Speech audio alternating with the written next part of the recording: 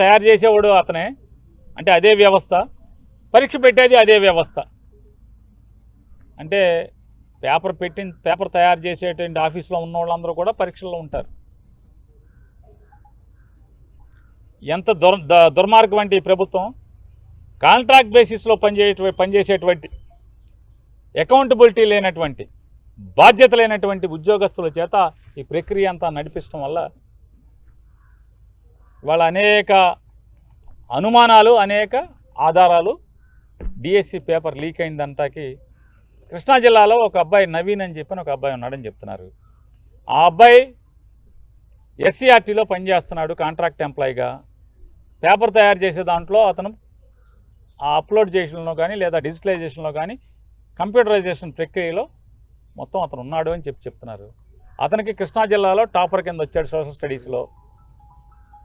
అలాగే లాంగ్వేజెస్లో జోన్ 2లో 6th ర్యాంకర్గా వచ్చాడు. జిల్లా కలెక్టర్ ఆఫీసులో, ఎందుకంటే డిఎస్సి అంటే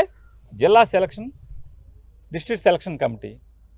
ఈ డిస్ట్రిక్ట్ సెలక్షన్ కమిటీలో సాంప్రదాయంగా ఎప్పుడూ కూడా జిల్లా కలెక్టరేట్లోనే ఈ టీచర్ల మెరిట్ లిస్టు కడతారు.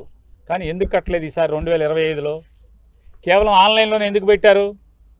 మరి ఆన్లైన్లో ఫస్ట్ మెరిట్ లిస్టులో నవీన్ అనే కుర్రోడికి ఏదైతే ఎస్సీఆర్టీలో పేపర్ తయారు చేసి మార్కులు అప్లోడ్ చేసిన దాంట్లో పనిచేశాడో ఆ కుర్రోడు జిల్లా టాపర్గా వచ్చారని చెప్పి ఆన్లైన్లో ఫస్ట్ లిస్టులో మెరిట్ లిస్టులో పెట్టి, రెండో లిస్టులో తెల్లారేపటికి రెండో రోజుకో దాన్ని తీసేసి ఎందుకు కొత్త లిస్ట్ వచ్చింది?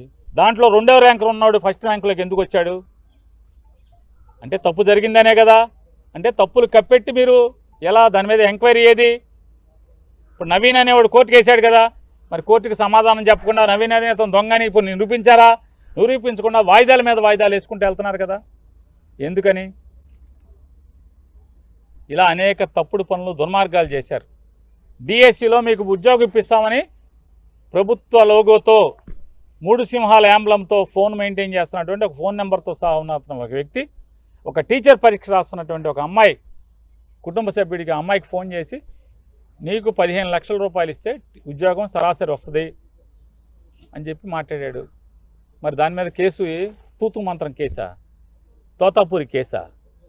కనీసం ఆ ఫోన్ నెంబర్ని బట్టి ముద్దాయిని పట్టుకుని కదా ట్రేస్ చేసి కదా మీరు కేసు కట్టాల్సింది. స్టేషన్ బెయిల్ ఇచ్చి పంపిస్తారా? అంటే ఎందుకని? మీ దొంగతనాలు బయటపడతాయి కాబట్టి 15 లక్షలకు టీచర్ ఉద్యోగం ఇప్పిస్తానని చెప్పని ఫోన్లో బేరం ఆడినటువంటి ఒక వ్యక్తి మరి గట్టిగా మీరు గట్టి కేసు కడితే అతను మీ పేర్లు చెప్తాడు. ఎవడ